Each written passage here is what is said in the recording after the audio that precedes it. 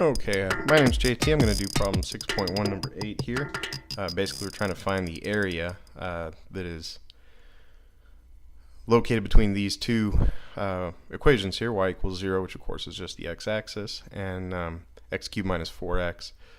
Just kind of looking at the x cubed function, you can kind of guess what that shape's going to be, but I'll go ahead and give us a little bit of a graph here.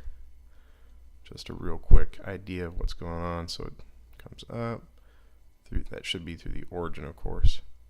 It just turns out that this is x equals 2 right here. And of course, this is x equals 0. This area right in here is y equals 0, of course. So that means that we're really interested in this area right here. And so just intuitively, we can see that this is y equals 0 minus the x cubed minus 4x function here. So that's exactly what we're going to write down. The area is going to be the integral from 0 to 2, because that's what we're given up here, x equals 2 and x equals 0. And then we're going to get 0 minus x cubed minus 4x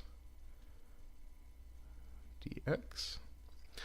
So really the first bump I had when I did this problem is that I just thought because y equals 0 it didn't even matter, and it turned out that this little minus right here ends up really what kind of makes this part correct. Otherwise you're really trying to calculate the area above, since you're not subtracting it away from anything, and that's not going to be the right answer.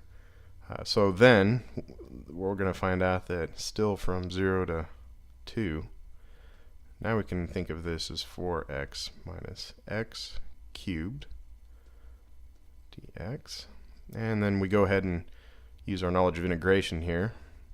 Let's see, 4x, that's going to go to x squared divided by 2. 4 divided by 2 is just going to leave that as 2.